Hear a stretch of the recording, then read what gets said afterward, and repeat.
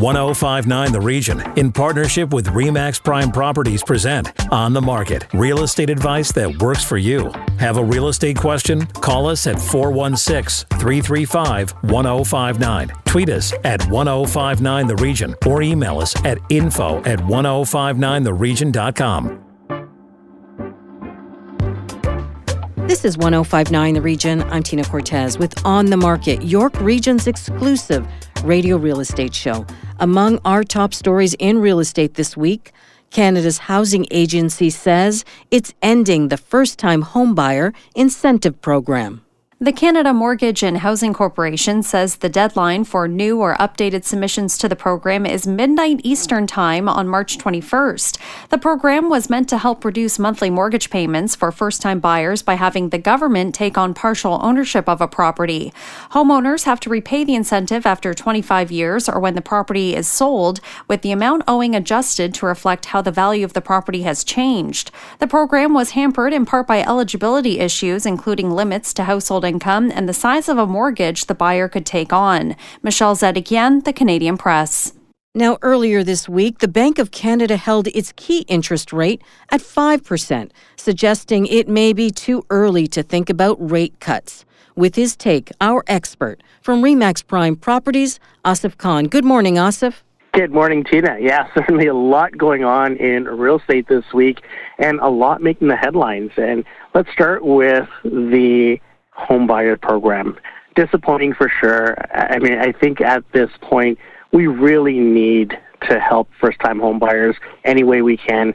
And this program, when it first came out, had the promise to do just that. And for, CMHC to be ending that program maybe prematurely, it is disappointing, especially as we're looking forward to the market heating up, interest rates coming down.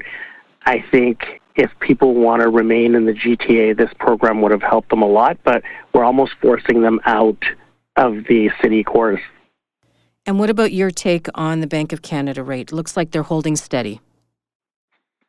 They are, and I think everyone expected them to hold steady. I think it was too early to expect a rate drop. Initially, we were saying probably May or June for the first rate drop to hit us, and it's pretty consistent with what the Bank of Canada said. They said that they are trying to prevent an overheated market in the spring, and everyone gets out in the spring after March break to try and get their houses on the market or to purchase their homes, and I think a rate drop, I don't disagree. I think a rate drop definitely would help the people that have lines of credits and variable mortgages right now, but it certainly would spur the activity and get the market heated. Right now, we don't have a lot of inventory to start with, so hopefully we can build up some inventory, and then when the rate drop does hit, it will allow people a more of a comfort level to get into home ownership. What are you hearing from your clients, both buyers and sellers? I think buyers right now, we're trying to educate them to say this is a good window because exactly what the Bank of Canada said. The first rate drop is going to pretty much bring out all the crazy of the market that we've seen over the last 5 or 6 years. And it's going to get ultra competitive because people will come off the fence and they'll be looking for those houses. It's going to end up in bidding wars because we still don't have a lot of inventory.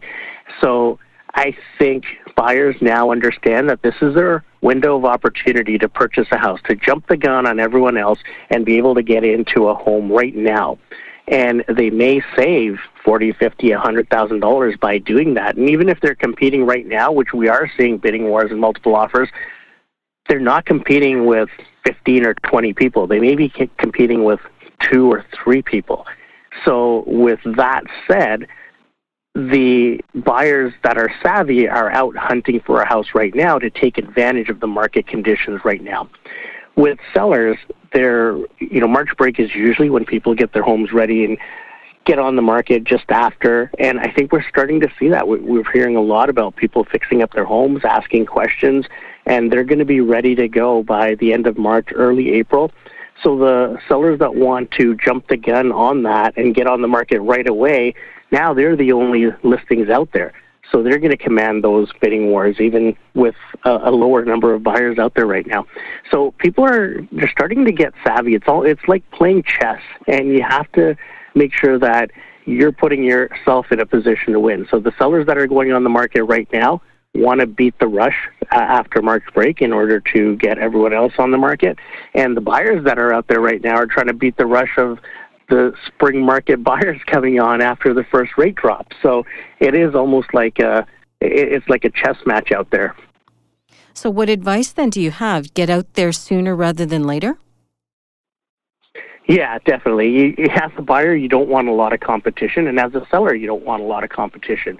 So the sooner you get out there, the better it is for you. The times that you get the most value for your home is going to be when there's less listings on the market in your area, and that would be this time. And as a buyer, you want to get out there when there's less buyers competing for the same property.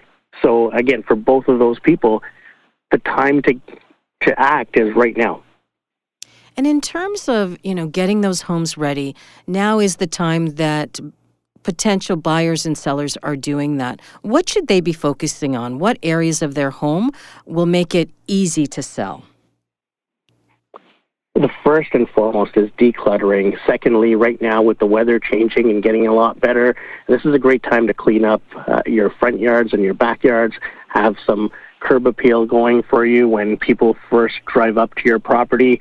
And then it's making sure the power area, so the kitchens, the bathrooms, they're taken care of, because that's what people are going to look at. The other thing is the majors in the home. And by that I mean windows, roof, furnace.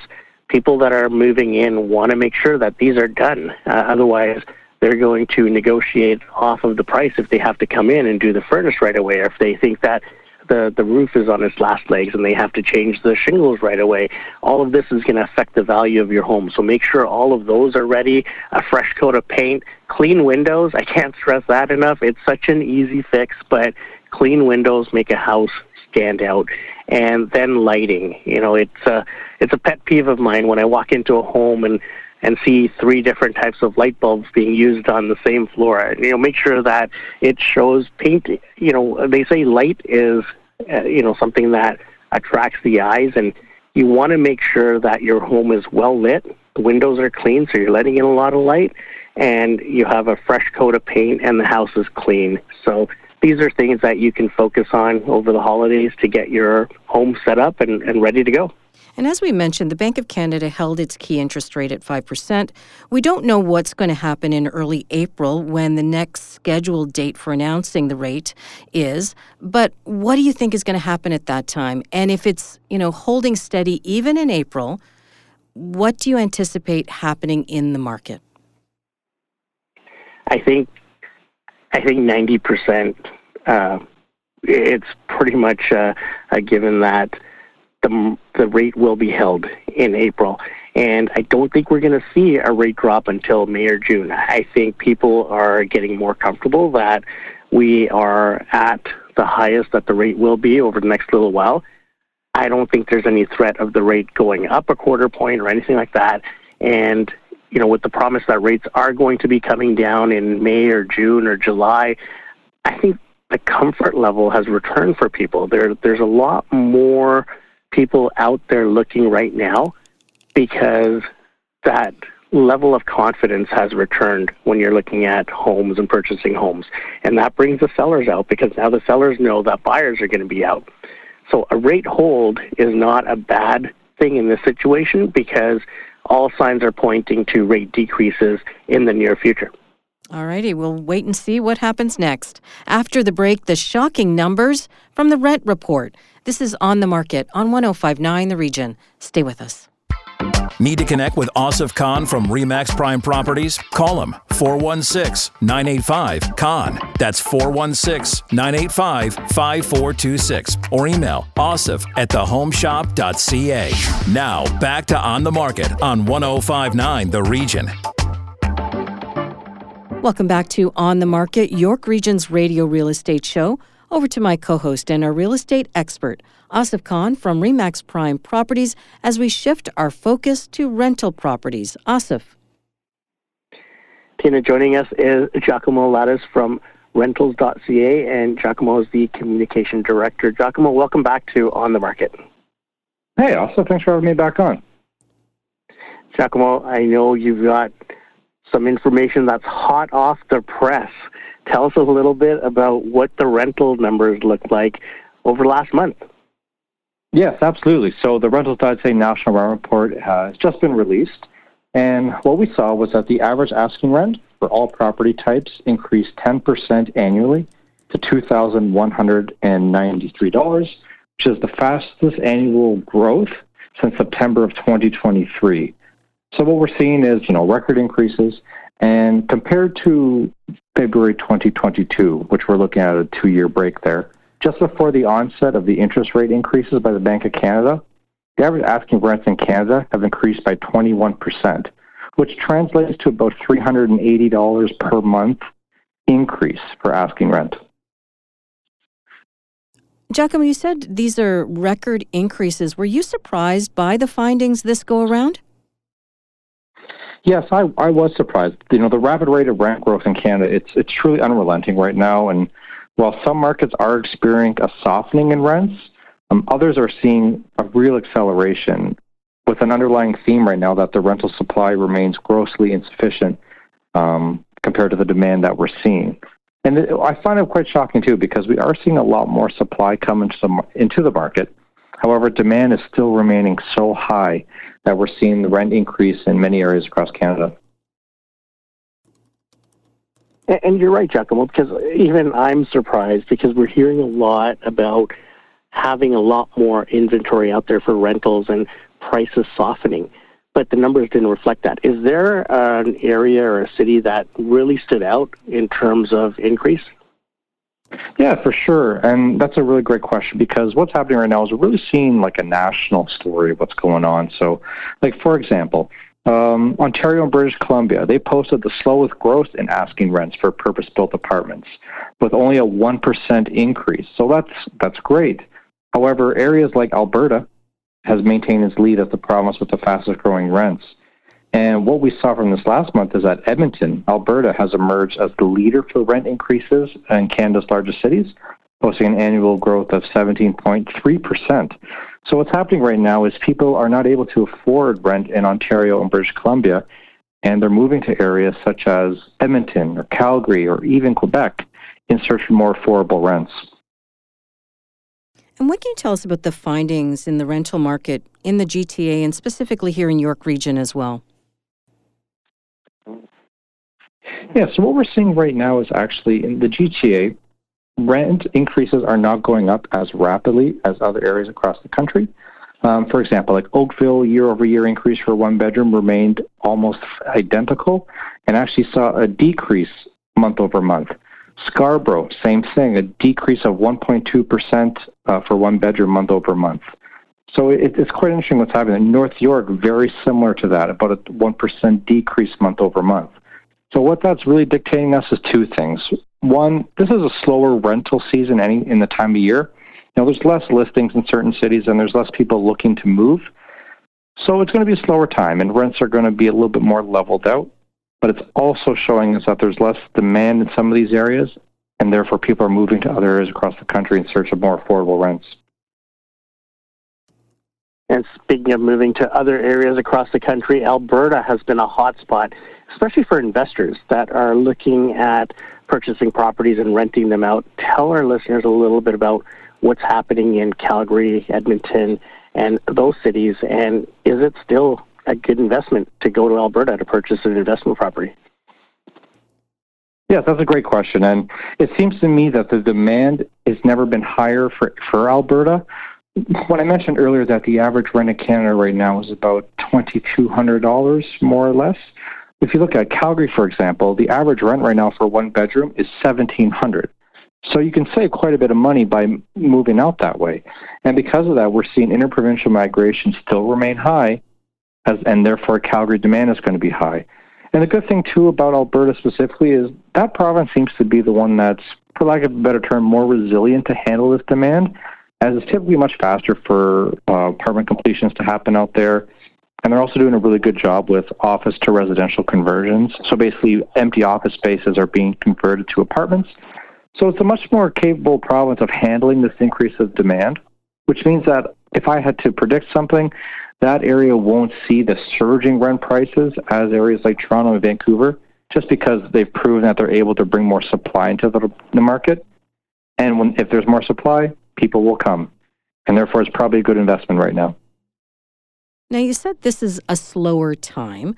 When is the busy time in the rental market, and what do you expect to happen at that point?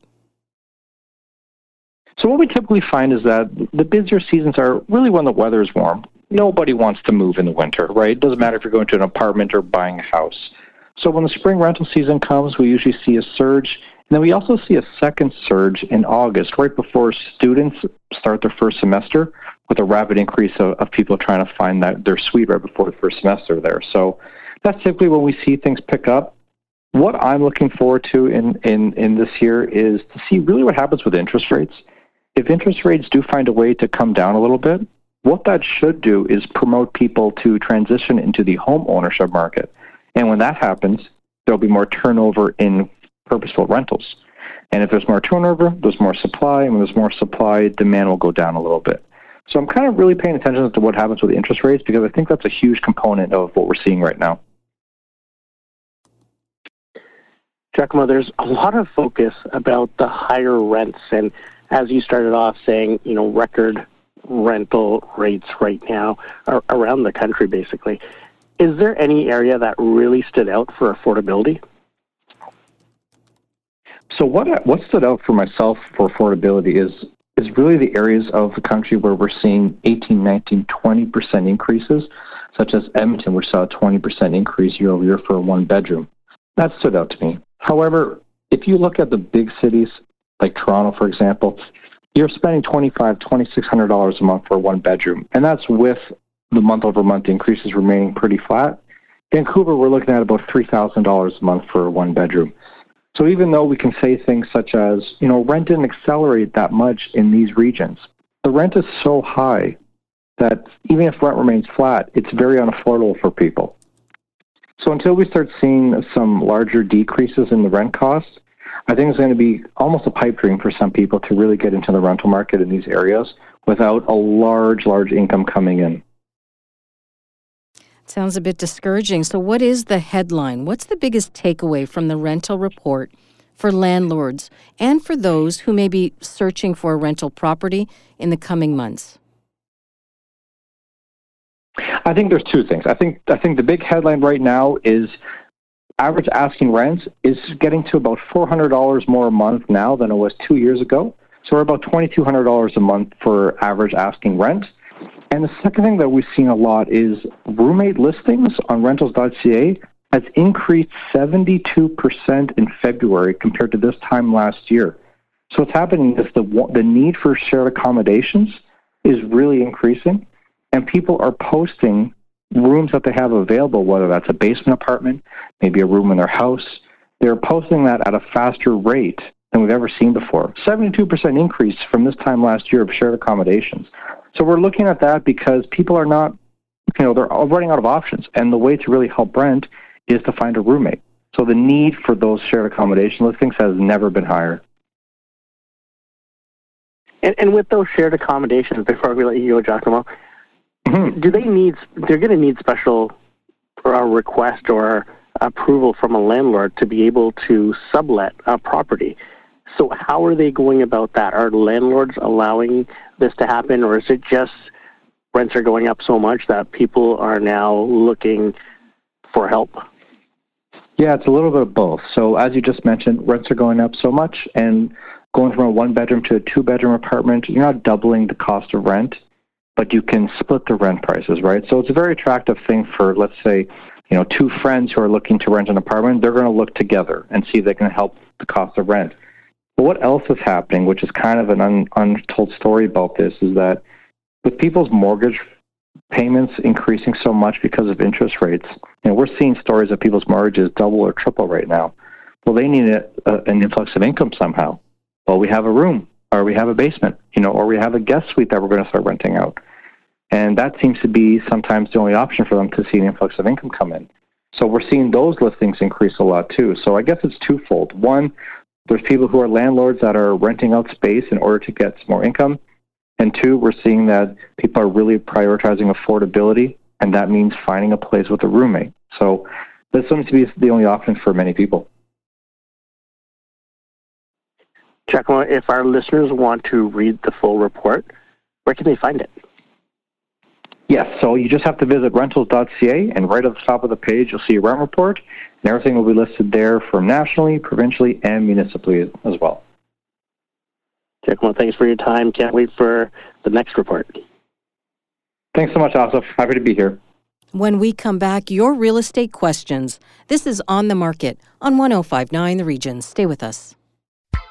Need to connect with Asif Khan from RE/MAX Prime Properties? Call him 416-985-KHAN. That's 416-985-5426. Or email asif@thehomeshop.ca. Now back to On the Market on 105.9 The Region. Welcome back to On the Market. Your questions for Asif Khan are next, and we begin with a question from Belinda. We are saving for our first home. Asif, what is the average price of a single detached home in Peel Region, Durham Region, and York Region? We both work in Midtown Toronto, but we cannot afford to purchase in 416. What are your suggestions and comments about our commute? Asif, lots to digest there. There sure is, and it really depends on where in the 905 you're purchasing. So if you budget for around the $1.1 to $1.2 million range in all of those areas for an average for a single family detached, then that's going to be a pretty good area to consider. Now, with the first steps, the first thing you want to do is you want to go to your lender and find out what you're approved for and what type of down payment you have and things like that. So a lender will be able to take care of that first step for you, get you pre-qualified, and they will let you know how much you're qualified for and what you can go out and spend in terms of a house and in terms of a mortgage. After that, now you start looking into different areas to try and see what areas hit all the right buttons for you, and that means what amenities do you want to be close to? How do you envision your first home? What type of home is it? Is it a townhouse, a semi? If you're looking just for single-family detached, we can narrow in on areas for those as well. But depending on what your qualification comes back at, we may have to alter that a little bit, and then we can always look at your needs, your wants, and then move forward from there. Now, Belinda is asking for specific prices in Peel, Durham, York. Are you suggesting to her that maybe there isn't a huge difference between those 905 areas, or is there a large gap? There really isn't. I mean, Peel right now, it depends again. In Peel, if you're in Mississauga, if you're in Brampton, there could be some variations there. But generally speaking, if it's just averages, you're going to be in that $1.1 to $1.2 million range. If you're in York Region, it's going to be a little bit higher if you're in Markham, Richmond Hill, Vaughan. But as you start moving up through, say, Newmarket, Aurora, Keswick, you're going to start to see prices a little bit lower than what they are. So it's really hard to narrow down with regional aspects until you start considering specific cities, and then you can get into the specific price ranges there. And Durham seems to be the most affordable out of those three areas, but even Durham's climbing now. So there's one thing when you see asking prices in the $899, $999 range, but once you start looking at the demand that's in Durham right now and the bidding war process and the multiple offers that are hitting just because of the sheer demand part of it, you're going to start to see those prices climb as well. Now, Belinda is asking as well for your take on the commute, whether it is from Peel or Durham or York into Midtown Toronto for work. That commute can sometimes take its toll, right? It really can, and that's why a lot of the areas, even in Durham and Peel, York Region, if you're closer to the 407, it's pricier because a lot of people are relying on the 407 to get to work for that commute. If you're along, closer to the 427, or if you're closer to the 410 or 404, that's going to help with your commute, because you still have to come across and then get down into Midtown. But it really depends on where you're looking. But it's not uncommon for people that are commuting from the 905 to spend an hour and 20 minutes in the car.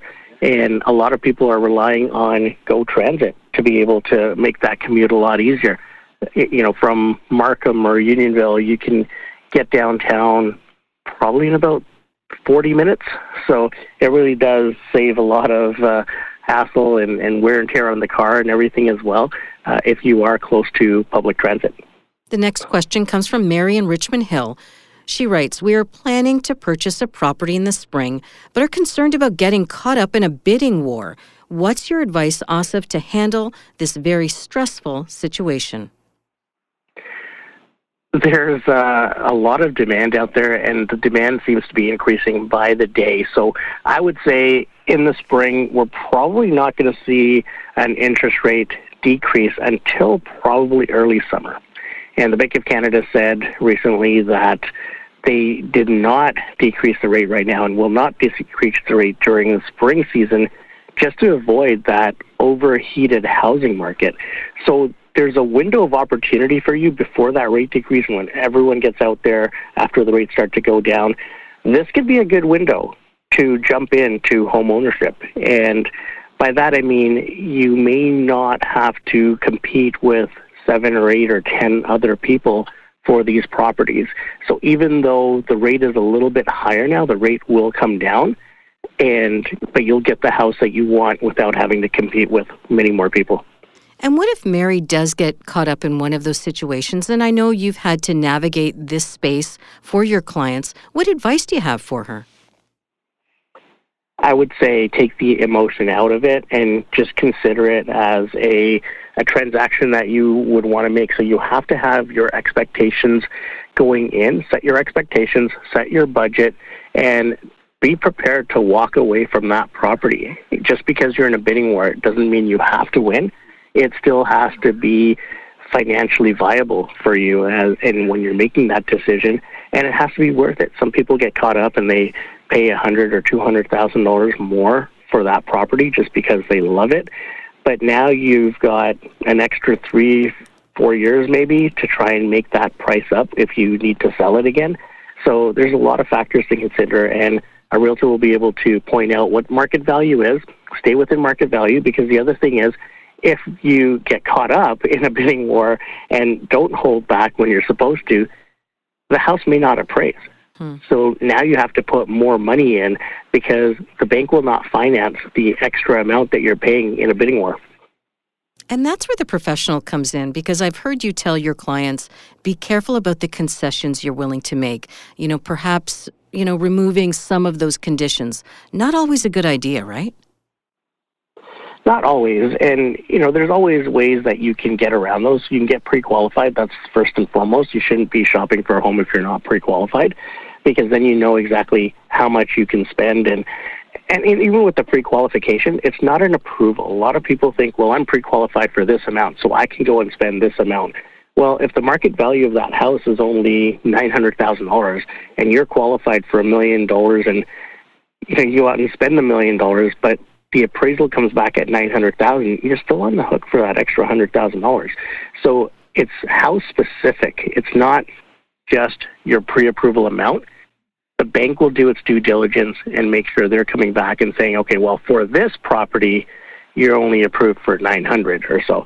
So it's really important to have those conversations with your lender, and then, make sure you're doing your home inspection. Even if there's a bidding war and you have to go in firm, you do have an opportunity before that to go in and do a home inspection, and it could be the best $400 you spend. As a reminder, if you have questions for On the Market, send your email to info@1059theregion.com. But Asif, if our listeners prefer to contact you directly, how can they do that? They can call me at 416-985-5426. If you missed any part of our show, go to 1059theregion.com or wherever you get your favorite podcasts, including Apple Podcasts, Spotify, Google Podcasts, Amazon Music, and Audible. I'm Tina Cortez for Asif Khan. Thank you for listening. Need to connect with Asif Khan from RE/MAX Prime Properties? Call him 416-985-KHAN. That's 416-985-5426 or email asif@thehomeshop.ca.